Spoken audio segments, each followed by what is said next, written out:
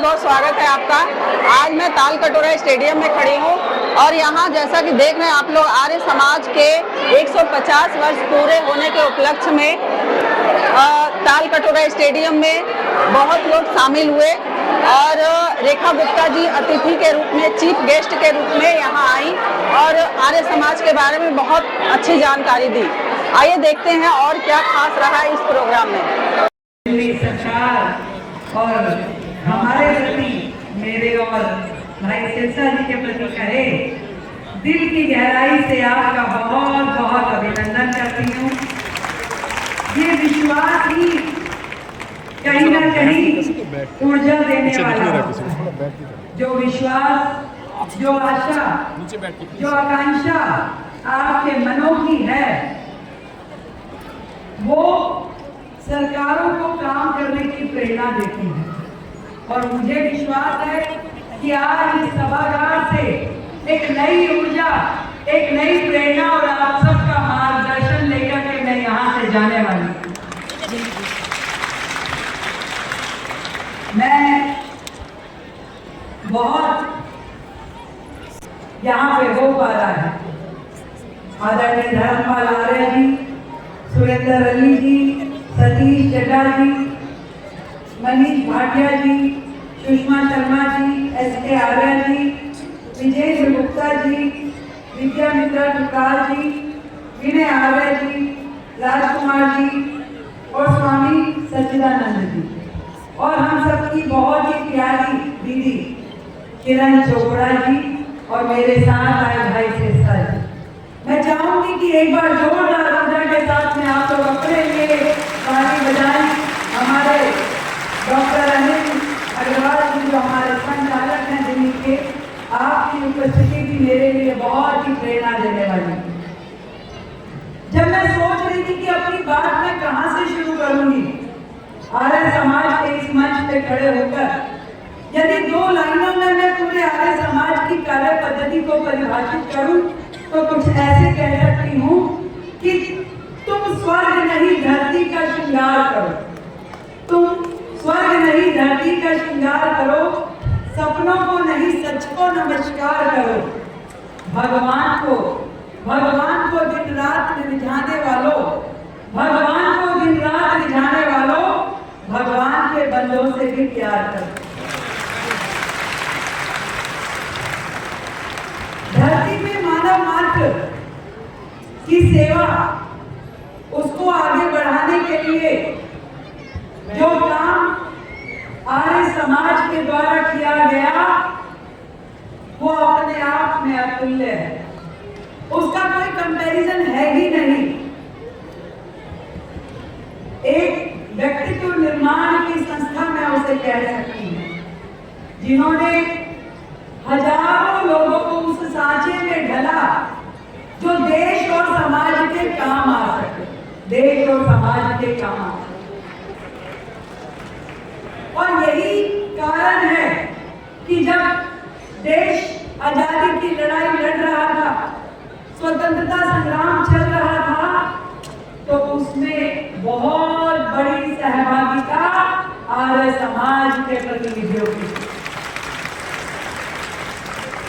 मैं अभी देख रही थी आते हुए, जहां रंगोली बनी है वहां 150 वर्ष में आर्य समाज के उन गणमान्य प्रतिनिधियों की तस्वीर थी जिन्होंने आजादी की लड़ाई से लेकर समाज के लिए बड़े बड़े काम किए। और आज ये कहने में मुझे कोई संकोच नहीं है कि यदि रेखा गुप्ता भी यहाँ खड़ी है तो आदरणीय दयानंद सरस्वती जी की वजह से खड़ी। सोच बदली तभी तो आज यहाँ पे लाखों बेटियां देश में अलग अलग पदों पे बैठ के देश चलाने का, समाज को मार्गदर्शन देने का काम कर पा रही है।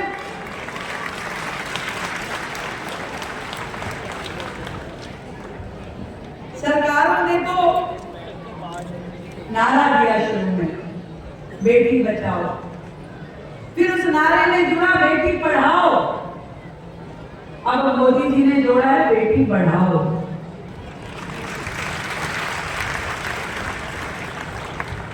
बेटी का बचना भी जरूरी था, बेटी का पढ़ना भी जरूरी था, और उसके लिए भूमिका निभाई आर्य समाज ने। पूरे समाज में शिक्षा को लेकर, स्वास्थ्य को लेकर के जो काम विश्व भर में आर्य समाज के द्वारा किया गया वो अतुल्य है।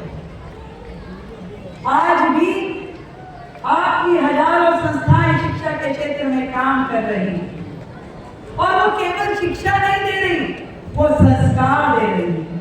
वो संस्कार जो एक ऐसे नागरिक को के निर्माण का काम करते हैं जो कल को देश के लिए खड़ा हो सके। और मैं हमेशा कहती हूँ कि देश के लिए खड़े होने वालों की श्रृंखला केवल सरहद पे जरूरत नहीं है। सरहद पे एक प्रकार के लोग जाते हैं जिनका इतना जिगरा होता है कि वो देश के लिए जान दे भी सके और देश के लिए जान ले भी सके। परंतु हम सबके भाग्य में हर चीज नहीं है। अगर मैं सोचूं, आज आप सोचो, तो हमारे पास ना वो मौका है, ना वो शायद दिल है कि हम जाकर के वहां प्राण लेने और देने के लिए खड़े हो सके। पर हाँ, समाज में रह करके समाज के लिए मर नहीं सकते तो जी तो सकते हैं। का समय है, और जिस काम की शुरुआत हमारे महर्षि दयानंद जी ने उस समय की, उन्होंने कहा कि चलो वेदों की ओर लौटे, क्योंकि वेद जो हैं हमें जीवन जीने की वो राह देते हैं जिसे समाज संगठित हो, एकजुट हो, जिसमें समानता के अधिकार हो, जिसमें हर एक व्यक्ति को आगे बढ़ने के लिए उसका हाथ, आजकल एक शब्द हैंड होल्डिंग, वो हाथ बढ़ाने के लिए समाज को प्रेरणा दी जाती है। मैं अपने बारे में बताती हूँ। मैं आर्य समाज से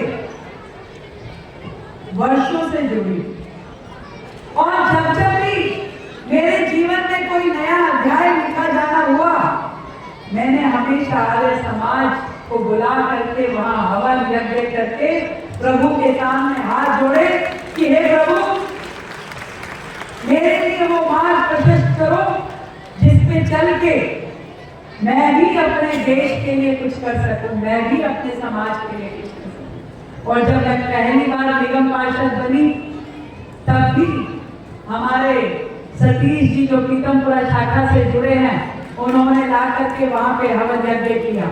इस बार भी जब मैं विधायक बनी, प्रवीण ताई जी यहाँ बैठे हैं, अरोड़ा जी बैठे हैं, पूरी टीम आई, उन्होंने यज्ञ का आयोजन किया और मुझे आशीर्वाद दिया।